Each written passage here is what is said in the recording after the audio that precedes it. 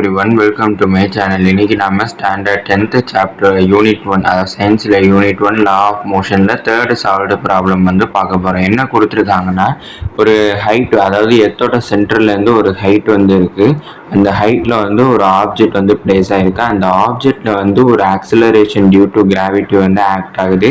அந்த gravity எர்த்தோட gravity வேல்யூவோட 1/4 இருக்குன்னு சொல்லியிருக்காங்க.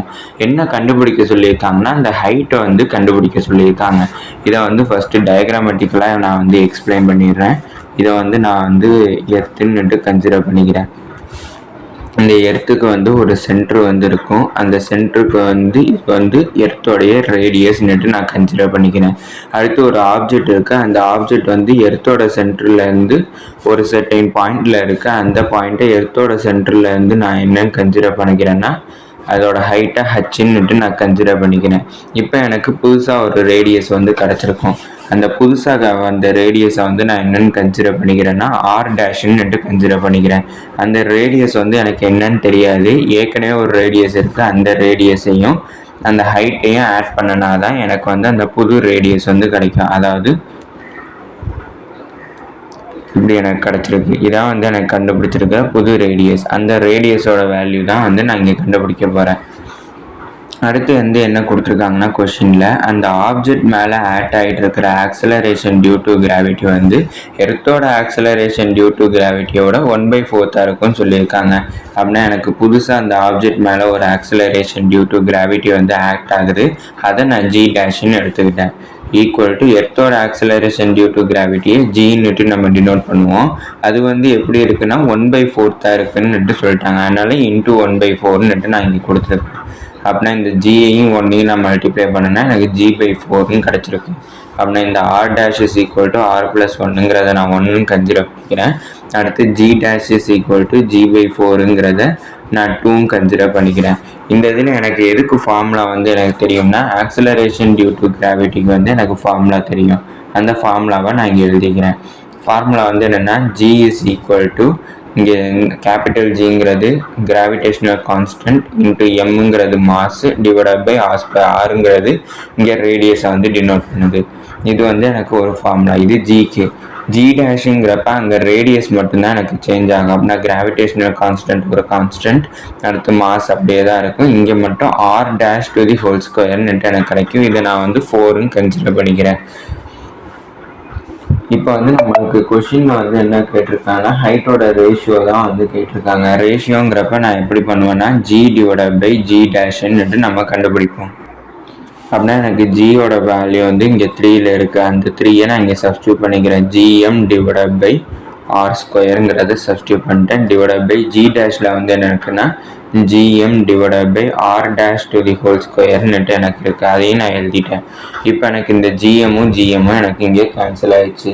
மீதி எனக்கு என்ன இருக்கும்னா 1/R² டிவைடட் பை 1/R'² கிடச்சிருக்கும்.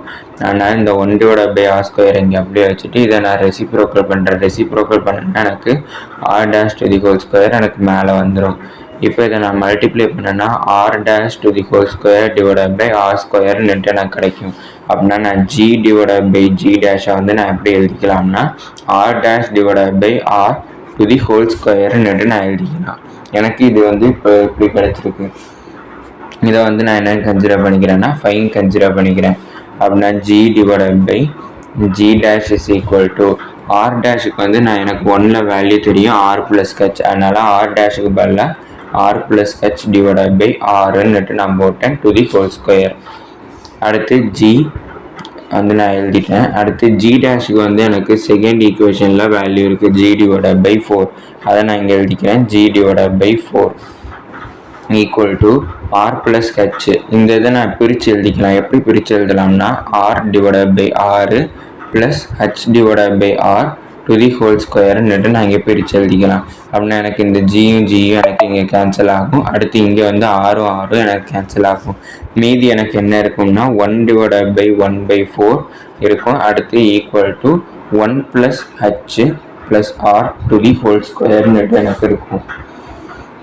இதை நான் இப்போ ரெசிப்ரோக்கல் பண்ணுறேன். ரெசிப்ரோக்கல் பண்ணுறப்ப எனக்கு வெறும் 4 மட்டும் வரும். 4 is equal to 1 + h/r to the whole ஸ்கொயர்னுட்டு எனக்கு கிடச்சிருக்கு. இந்த ஸ்கொயரை வந்து இங்கே நான் ட்ரான்ஸ்ஃபர் பண்ணுறப்ப எனக்கு ரூட்டாக மாறும். அப்படின்னா √4 = 1 + h/rன்னு கிடைக்கும். √4ஓட ஆன்சர் வந்து 2. அப்படின்னா 1 + h/r = 2 கிடச்சிருக்கு. இந்த +1 வந்து நான் இங்கே ட்ரான்ஸ்ஃபர் பண்ணுறப்ப எனக்கு -1 ஆகும். அப்படின்னா h/r = 2 - 1 கிடச்சிருக்கு. அப்படின்னா h/r எனக்கு 1ன்னுட்டு கிடச்சிருக்கு. இப்போ டிவிஷனில் இருக்கிற இந்த ஆரை வந்து நான் இங்கே கொண்டு வந்தேன்னா மல்டிப்ளிகேஷன் ஆகும். அப்படின்னா h = 6ன்னுட்டு எனக்கு கிடச்சிருக்கு. அடுத்து எனக்கு வந்து இப்போ இந்த h = 6லேருந்து நான் வந்து புது ரேடியஸ், அதாவது r' வந்து நியூ ரேடியஸ் வந்து கண்டுபிடிக்கணும். அதனால் எனக்கு வந்து அதை ஒன்றா வந்து எடுத்து எழுதிக்கிறேன். r' = r + h. அப்படின்னா இந்த ஹச்சோட வேல்யூ எனக்கு தெரியும் r. அந்த ஆரை வந்து ஹச்சுக்கு பதிலாக நான் இங்கே சப்ஸ்டியூட் பண்ணுறேன். அப்படின்னா r' = 2r எனக்கு கிடச்சிருக்கு. அப்படின்னா எனக்கு அந்த ஆப்ஜெக்ட் வந்து எங்கே பிளேஸ் ஆகிருக்குன்னா எர்த்தோடைய ரேடியஸை விட ட்வைஸ் டைம்ஸில் வந்து பிளேஸ் ஆகிருக்கு. இதோட இந்த வீடியோ முடிஞ்சிச்சு. தேங்க்யூ.